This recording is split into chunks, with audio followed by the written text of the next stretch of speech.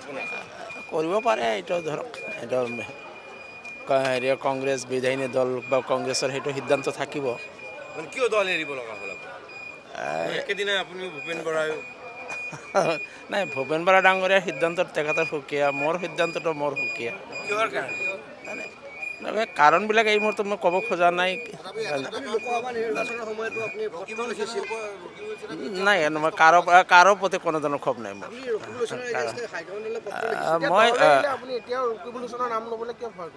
মই ভয় কৰাৰ কথা নহয়, যেনে যিটো বস্তু অপ্ৰাসংগিক, অপ্ৰাসংগিক কথা কৈ কিবা লাভ আছে নেকি?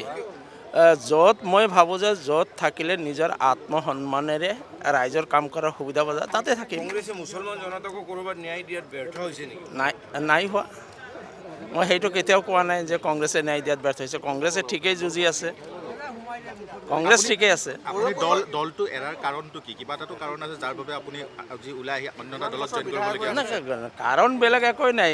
মই অখিল গগৈক ভাল পাওঁ, য়ং ল'ৰা, বহুদিনলৈকে ৰাজনীতিত থাকিব, বহুত আগলৈ যাব। মই যদি অলপ কণ্ট্ৰিবিউট কৰিব পাৰোঁ মই ভাল হ'লে তাতে বহুত মানুহ আছে, বহুত মানুহ আছে, তাতে মানুহৰ অভাৱ নাই। কিন্তু অখিল গগৈ ডাঙৰীয়া যিহেতু নতুন দল, তাতে মানুহৰ প্ৰয়োজন আছে। কি হ'ল?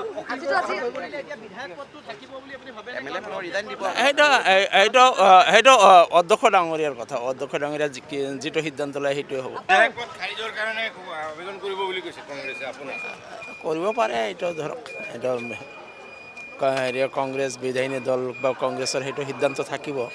মানে কিয় দল এৰিব লগা হ'ল আপোনাৰ? একেদিনাই আপুনি ভূপেন বৰাই নাই, ভূপেন বৰা ডাঙৰীয়াৰ সিদ্ধান্তত তেখেতৰ সুকীয়া, মোৰ সিদ্ধান্তটো মোৰ সুকীয়া। কিহৰ কাৰণে? কাৰণবিলাক এই মুহূৰ্তত মই ক'ব খোজা নাই। নাই, মই কাৰো প্ৰতি কোনো ধৰণৰ ক্ষোভ নাই মোৰ।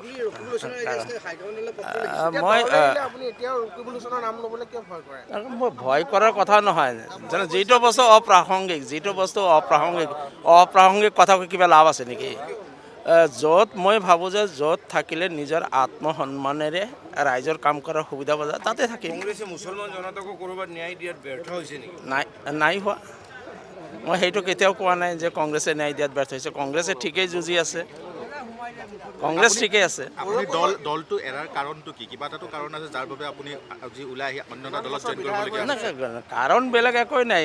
মই অখিল গগৈক ভাল পাওঁ, য়ং ল'ৰা, বহুদিনলৈকে ৰাজনীতিত থাকিব, বহুত আগলৈ যাব। মই যদি অলপ কণ্ট্ৰিবিউট কৰিব পাৰোঁ মই ভাল হ'লে তাতে বহুত মানুহ আছে, বহুত মানুহ আছে, তাতে মানুহৰ অভাৱ নাই। কিন্তু অখিল গগৈ ডাঙৰীয়া যিহেতু নতুন দল, তাতে মানুহৰ প্ৰয়োজন আছে। কি হ'ল?